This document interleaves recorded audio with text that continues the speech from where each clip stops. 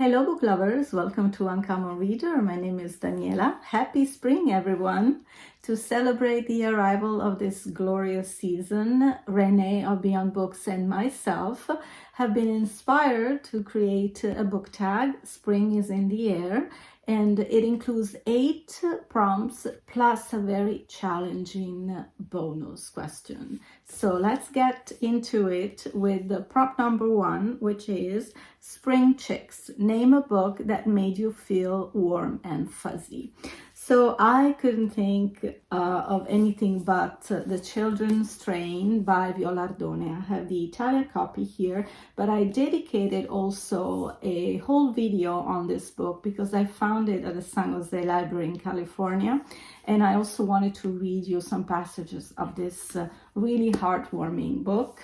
It's the story of Amerigo, who is a child who's sent with a train along with other children to northern Italy as his family, like many after World War II in the south of Italy, were having financial difficulties. So the Communist Party in the north decided to find some families that could support these children and have them stay with them in their houses while they would go also to school during the winter, and taking care of them until the summer when they could return at home. So we follow the story of one of these kids, Amerigo, and the book is also written by the child. So the language is very simple but very impactful because these kids are full of question, of curiosity. There's some humor besides the drama of having to abandon home. So it's a very, very sweet story.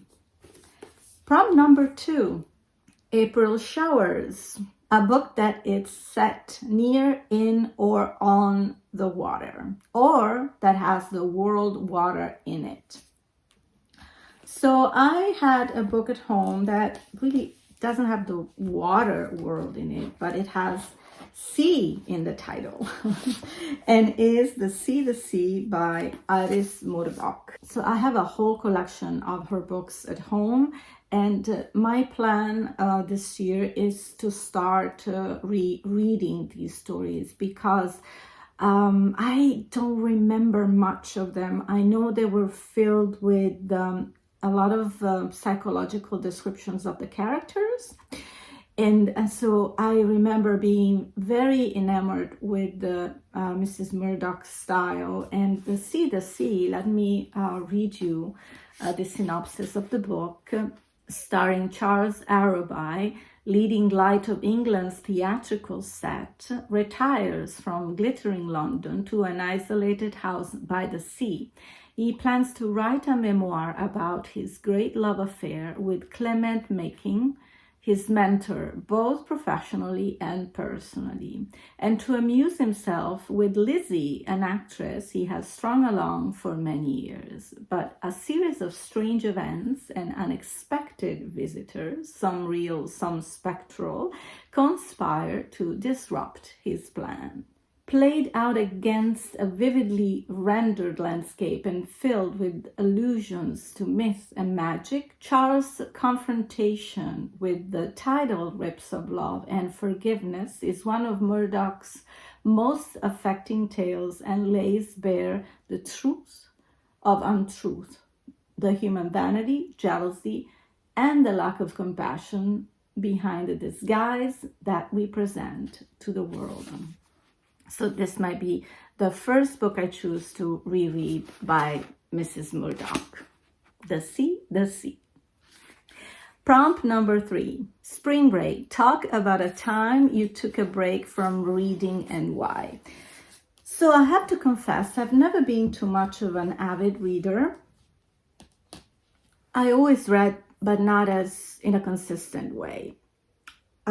I think a break I took when I was studying photography at college in USA, and at that time I was very much into building a career, and after I was done with that class, I was reading a lot of photographic books on technique and also on composition and things like that. So I don't think that relates to reading books.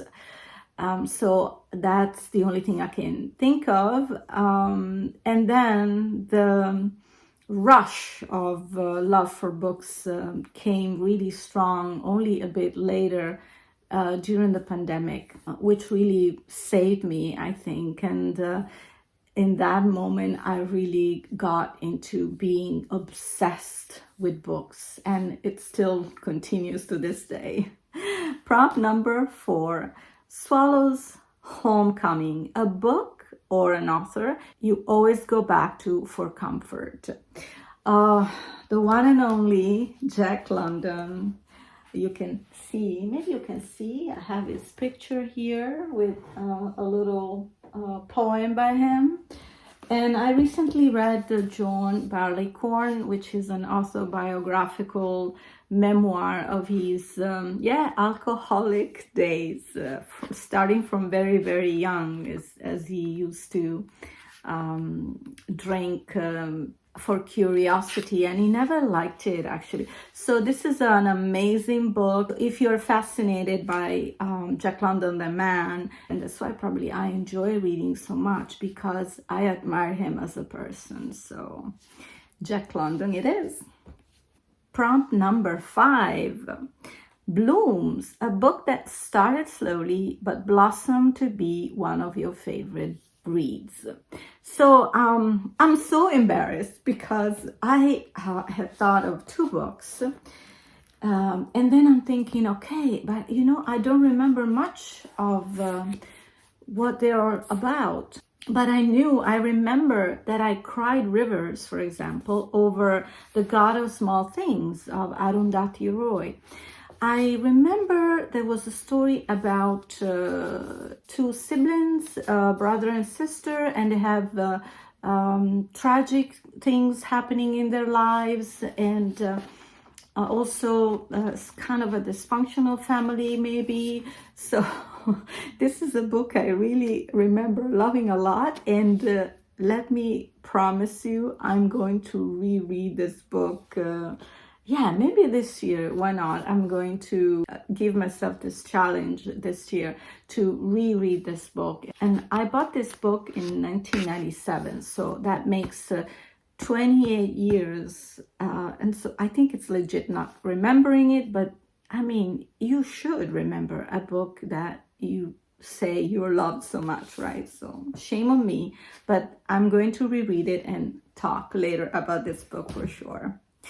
Prompt number 6, Eggs in a Basket, 3 books you want to read this spring. Yes, I have them right here. One of them is The Mistress of Spices. I have the Italian edition by Chitra Banerjee Divakaruni. So this is a fun book. Let me read you a short synopsis. The Mistress of Spices is a story about an old but immortal woman born in some other time who travels through time and sells her magical spices to strangers. Tylo opens a shop in Oakland, California, and sells exotic spices for Indian curries. Her spices not only taste good, but also enable her to help people fulfill their desires. She has a mysterious magical power that can only pass through her spices. Through her spices, she dispels her customers' problems and cures their troubles and ailments. That sounds really fun. This could be a heartwarming book. Let's see.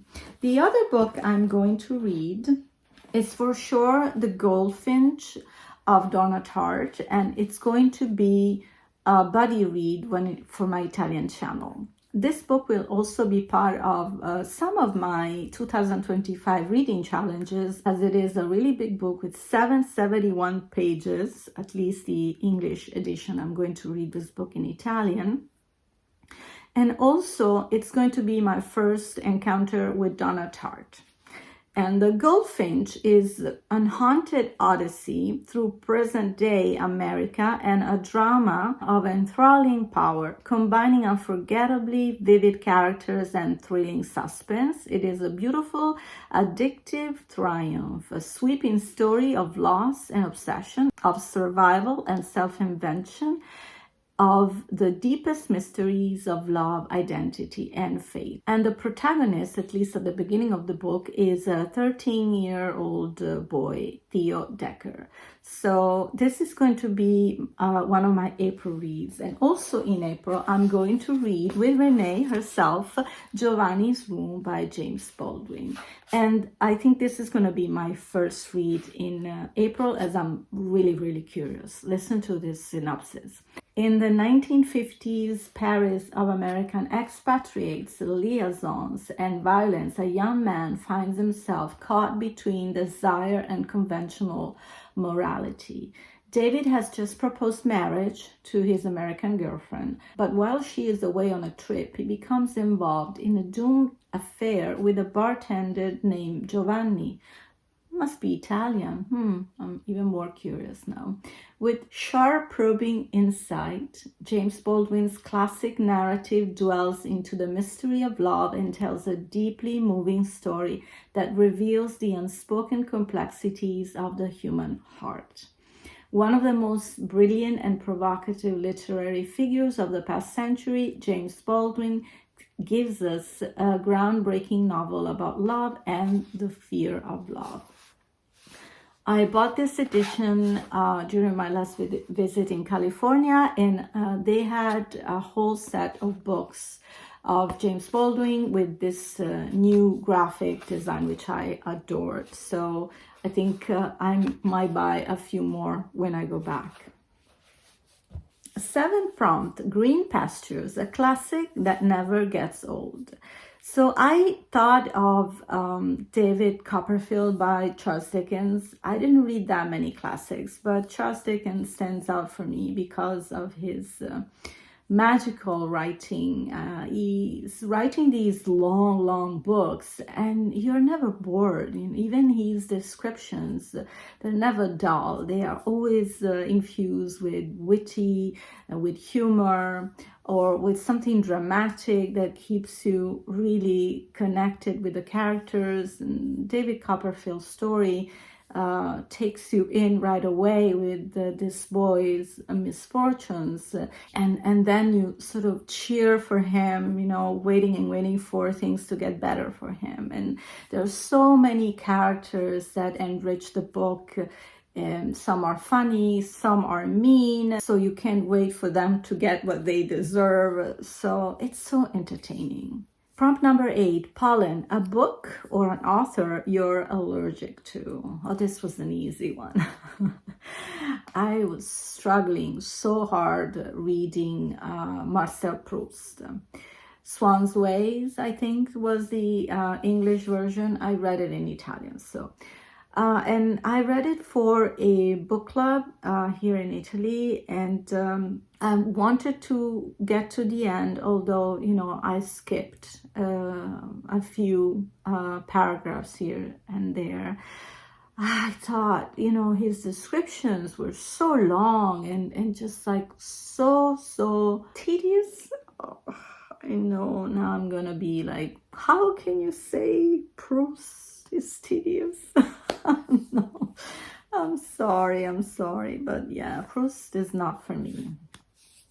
Oh, we are at the bonus, and clever Renee thought about this bonus called Equinox.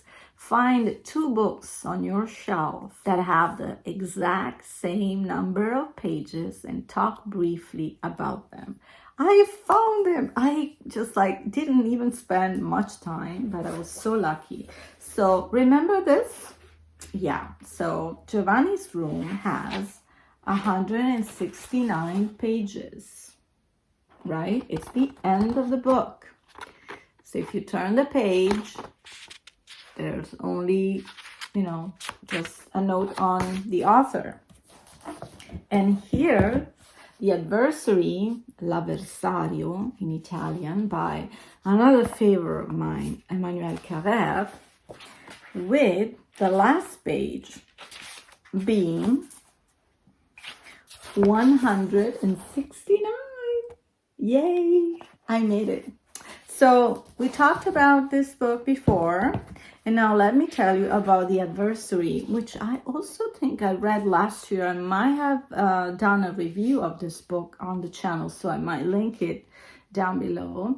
And this book, it's actually the real story of Jean-Claude Roman, who in 1993 killed his wife, children, parents, and then attempted suicide, but in vain. He failed. The investigation revealed that he was not a doctor, as he claimed, for 18 years of lies, of frauds. On the verge of being discovered, he preferred to kill the people whose gaze he could not bear. He was sentenced to life in prison. Carrère, recounting all those years of lies, also tries to imagine what was going through the man's mind during the long, empty hours without plans or witnesses that everyone assumed he spent at work. So Carrère has such an ability to keep you gripped in whatever book he writes. Some of his books are also biographical, but he also talks a lot about current affairs, political or social themes and topics. I just adore his style. He's also one of the most prominent intellectuals of France today. Okay, I hope I didn't take too long for this tag, but I really enjoyed it. Thank you, Renee, for the collaboration. It's always a pleasure doing tags with you and buddy reads. So I look forward to read Giovanni's Room with you. And thank you all for watching. I'll be tagging some friends, of course, so they can spread the spring joy around. Thank you so much for watching this video. Come back soon here on Uncommon Reader. In the meantime, happy reading. Ciao.